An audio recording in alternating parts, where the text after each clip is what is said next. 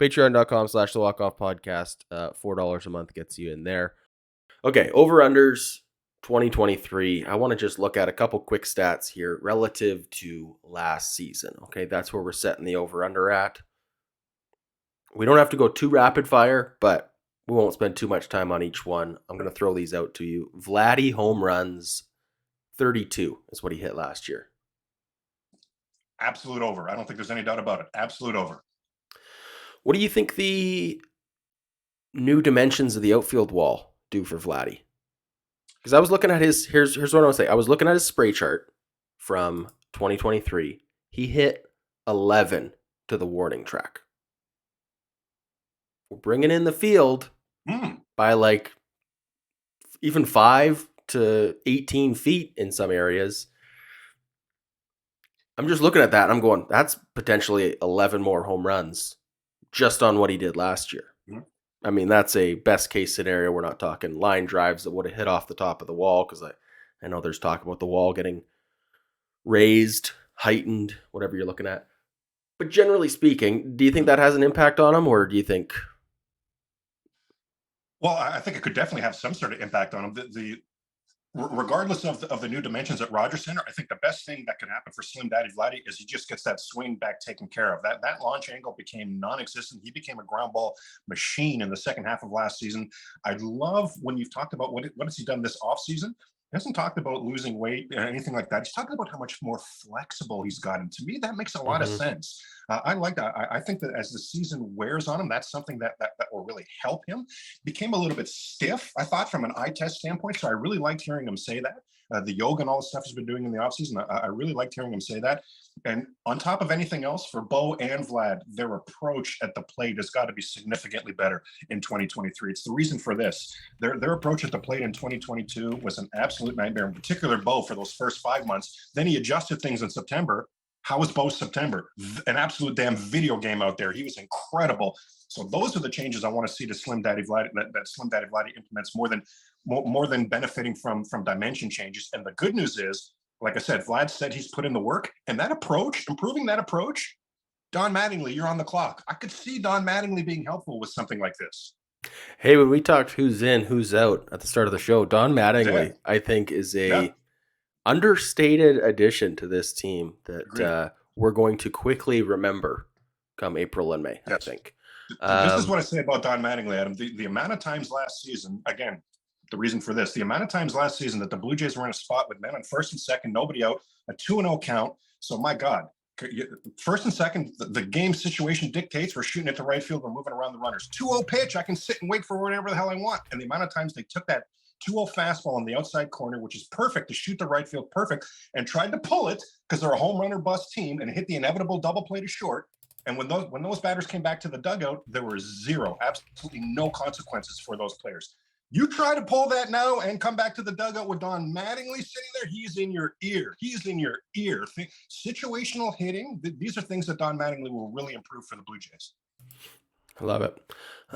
Before I move on from Vladdy, home run derby, all-star game in Seattle. I'm sure you saw at the home run derby last season. Ken Griffey Jr., the kid himself, and Vladdy chatting it up. Accounts are Ken Griffey Jr. wants Vladdy in the home run derby in the 2023 All-Star Classic. Wow. Would you be... I mean, of course you're going to be excited to watch him in the home run derby. Would you be... How do you feel about that? Because the reasons he's taken it off in the past has been it exhausted him, it messed with his swing. You hear all these things.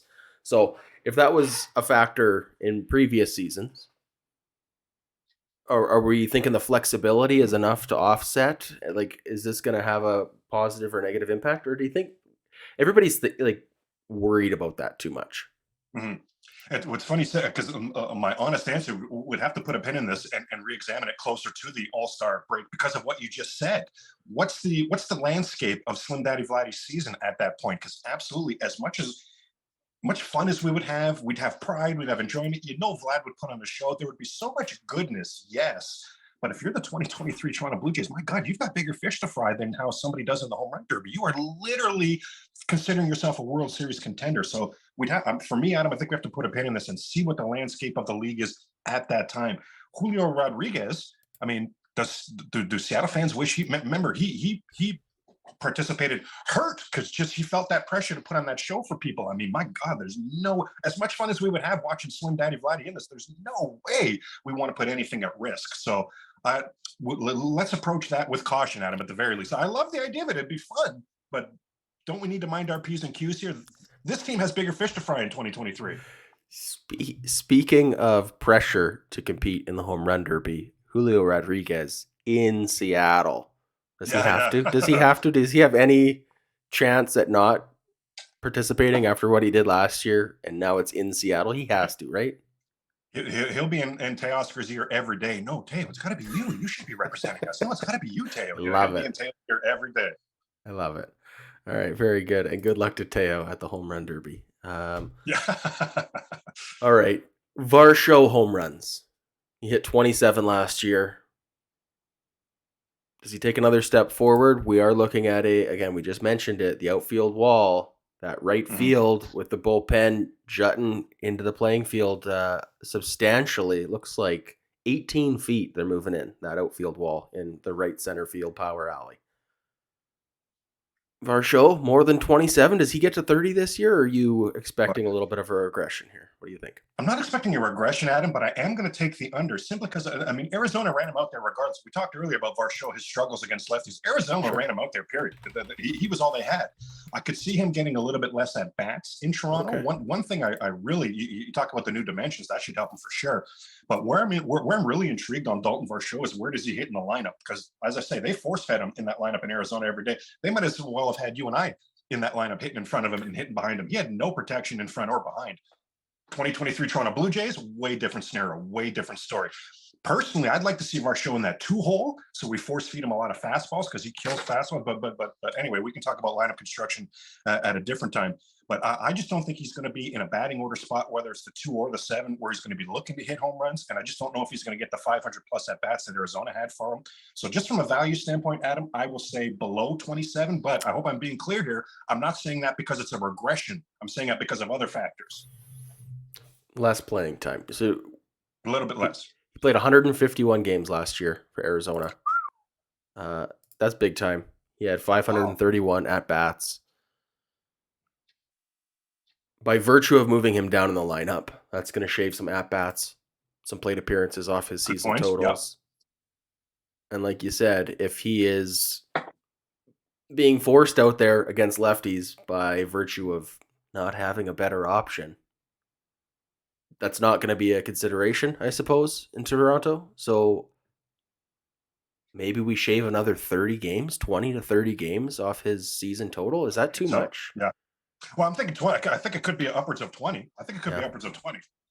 Again, this Brandon Belt edition, it creates so many moving parts. Now, one thing I will say in Varsho's favor is I absolutely could see. So you're talking about taking about 20 games out of that outfield spot.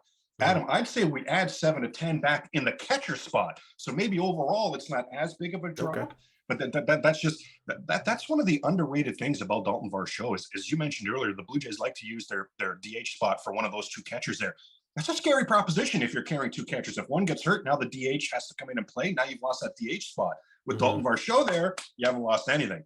So 20 games less in the outfield perhaps, but let's sprinkle in some catcher games. But again, just from the circumstances, it's like if Dalton Varsho has 531 at bats for the Toronto Blue Jays this season, I'll be stunned. That's what I'm basing it on. All right. So definitely taking the under on at bats. I am taking the under, yes. But again, not because of a regression, right, Adam? Just because of circumstances. Right. Okay. Because I want people to know I'm a Dalton Varsho fan. I'm excited about this guy. Very good. Very good. Team home runs. So we hit 200 as a team last year. We watched Teoscar leave. We watched Gurriel leave. Brought in Kiermaier, not really known for his power. For our show, we just talked about having a bit of a regression. Not regression, but statistically a regression. Over under 200 home runs for these Blue Jays. When we had Danny Jansen on last week, I posed him this question. I said, I see 6 Blue Jays that can hit 30 this year. right? We got George Springer. You tell me which ones you disagree with, okay? I'm not saying are going to. I'm saying Yeah, potential. realistically could, okay? We got George Springer, I think, can hit 30. You agree? Yeah, 1,000% yes. Bo Bichette, career Yes, highs that's fair. 29. Yeah, the career high's 29. Bo Bichette's power alley is that 18 feet moving in right center field. So absolutely, I'm there with you on Bo. Yes. Vladdy, Vlad, yes. that's a given. Yes. Matt Chapman, What Chappie have last year? 27? 27 last year. Boy, oh boy, I don't mind that at all. And again, all you said was these guys have the potential. We're not downright predicting it. They have the potential. There's no doubt Matt Chapman has that potential. Yes, absolutely yes. Okay, number 5 is Dalton Varsho. Well, we know he's going to have the potential. We know we know he has the potential for it. Okay. And then I've got Danny Jansen as my number 6. Wow. So he loved that part. He loved that part. Let me put this to you, and I'm going to cheat this a little bit. The catcher position, 30 home runs. Great point. No, I love that. I love that. Adam, okay, so you've introduced a cheat. I'm going to one up your cheat as well then. That DH spot with Brandon Belt, 30 home runs. All right. I love it. I'm taking the over. I'm thinking more home runs this year. That's way over. Yeah, that's way over. Yeah, I totally agree. Again, 32 home runs for what did you say earlier? 95% or something like that. 90, like a huge percentage of the league. Slim Daddy Vladdy's 2022 is, oh my God, hey ma, look at me, like beyond happy, like career years. Vlad, again, as we said, the launch angle disappeared in the second half. I think Vlad will push into the 40s. Just that alone. I mean, I don't like the badmouth Lourdes. We all love Lourdes. Lourdes had 5 last year. So just Vlad's improvements alone make up for Lourdes, in my opinion. Teo mashes in Seattle. Teo owns that ballpark, so I wouldn't be surprised to see him in the 30s. I don't know if he would have been in the 30s for the Blue Jays, if we're being honest. So I think him and Varsho are close. My point here, Adam, is I think a lot of the Blue Jay fan base think that the Blue Jays have lost a lot of that power, lost a lot of the offense. There's even some who would say, well, it's maybe it maybe haven't lost, but it's a different offense. That's where I am. I think it's maybe a different offense, but I don't think the regression in power is anywhere close. We're going to see such a reduction in wear and tear on George Springer. Aren't we expecting better numbers from George Springer this season? Of course. Aren't we expecting better numbers from Bo? Had one good, it's a 6-month season. Bo had one good month. I'm expecting more from him. I'm expecting more from Vlad. How many homers did Alejandro Kirk have? Like, do we even want to look that up? Like, I would even expect 15 for Alejandro Kirk. 15 in total, and probably like 4, if we're being honest, in the second half. I want to say about 4, like whatever. That second half was just not acceptable. So I definitely could see the whole and over at 200. Sorry, 14 for Alejandro Kirk, but yes, the for all intents and purposes. Okay, let's move on from there then. Offense is still going to be a dynamic factor in this team, despite seemingly taking a real shift towards prioritizing defense. We could say that. Jordan Romano saves 36 last year. Man, this is a really, really, really tough one. How do we approach this? I mean, because of the defense and the base running, I think the Blue Jays are going to be in way more games than last year. Like there's going to be way more 4-3 games, where last year it was home run or bust, so they lost 4-0 or they lost 4-1. I could see so in other words, way more save opportunities for Romano. My concern with Romano, and you look at his 36 saves, if you take your mind's eye back to last season, of those 36 saves, it feels like he had 32 in the first month. Like, it felt like he was in the game left, right, and center. So I just don't see 2023 working out the same way 2022 did from a workload standpoint. I could see Swanson getting a save opportunity every now and then, Yimi Garcia getting a save opportunity every now and then. Again, Blue Jay fans don't want to hear it, but a Nate Pearson. I could see them monitoring Romano a little more than they did last season. I thought he was another one who had a bit of a regression in the second half, but again, not something I can come down on him for, because I've never seen a reliever used like he was last year. Like, the first half of the season, he was in every damn game. So 36 is something, man. Just from a value standpoint, Adam, I have to say lower than that. And again, this is not because I see some sort of regression coming from Jordan Romano. I just think the way this team is built, there's a lot more depth, and it would not surprise. That was 36 saves with 6 blown saves. So that was 42 save opportunities. I don't know that there's 42 save opportunities for Jordan Romano this season. Fair enough. All right, last 3 are all Bo Bichette numbers. Bo Bichette batting average, 290 last year. You just threw me for a loop there. I wouldn't have even guessed that. What am I thinking on Bo? I wouldn't have guessed that. I thought a lot lower than that. Wow. You Yeah. just blew my mind on that It one. was it was a How am I still career behind on low Bo for Bichette? Bo Bichette, for batting average, for on base percentage, and for slugging percentage. All three were career lows for him last year. But like you said, when you look at the season totals, mostly on the back of September, Yeah. you go, "Oh, that was a pretty good year." Yeah, well, that's the whole contention, right, Adam? With the Blue Jays with the arbitration right now. Bo's saying if you look at traditionally a shortstop in my position that puts up these numbers is a 7.5 million, and the Blue Jays saying, "We hear you, Bo. My God, do we hear you?" The one thing you're forgetting is you were our guy. We know how you came to those numbers. Your first 5 months, you were in problem, brother. You were an issue the first 5 months. You were not acceptable the first 5 months. This is all on the strength of your last month. So I now the glass half full is it was the last month. So it's not like he went to something that all of a sudden inexplicably went away from it. I remember Kevin Pillar in 2015. I remember seeing him taking this extra batting practice and he was focusing on shooting it up the middle. I'm like, thank you. Been begging you. You're always pull or bust. And he had a 2-week span where he was the hottest hitter in all of baseball and then inexplicably went back to that. So if Bo can take what he learned in September, and again, I think it's doable because what improved in September was his approach at the plate. That is something you can take in to this season. And again, picked on Mattingly's brain as well. I think that can be something that's helpful as well. I don't think there's any numbers that Bo is not going to be better than this season than last season. So you said batting average 290. I'll go higher than that. The home runs, I have to go higher again with that power rally. The way he shoots that to right field, those are home runs. What was his home runs last year? 24 last year. Geez, again, that's higher than I thought it would be. Wow, am I way behind on Bo or something here, man? I'll still say the over, Adam. I'll still say the over. Lastly, Bo Bichette errors. Oh Sorry, I bit my no. tongue there. Errors. Oh 23 no. last year. Good Lord. Now that you didn't surprise me on. That I would have thought was a high number. My gosh. Okay, I'm going to throw a curveball on this one, Adam. I'm going to say it stays the exact same. How about 23 again? Like it's going to be in the it's going to be high. We were told going into last season that watch how Bo's defense improves with Matt Chapman beside. It didn't happen. It didn't happen. All of Bo's issues remained the same, and it's his throws to first that were the problem. It wasn't Matt Chapman's range making the workload less on Bo. That wasn't the issue. It was still Bo's throws over to first base. Watching Matt Chapman throw that ball over to first base is an absolute pleasure. Slim Daddy Vladdy's sitting with his glove at his chest, and it's in his chest. It's a pleasure. As Blue Jay fans, let's just be open and honest, guys. As Blue Jay fans, that ground ball's to Bo, and he's winding up the throw. You're what the camera follows the ball. You're watching that whole thing because who knows what's. And Slim Daddy Vladdy, by the way, is over at first, limbering up because he knows this throw's not about to be at his chest. He's going to have to make some sort of movement. I didn't see improvements on that last year. Marcus Semien worked with Bo every day the year before that, and we still didn't see improvements. So I don't see it, Adam. I'm saying at least the errors will be in the 20s for Bo. I don't see improvements coming to his defense. We haven't seen it. Well, okay. You were on Long Toss with us start of January.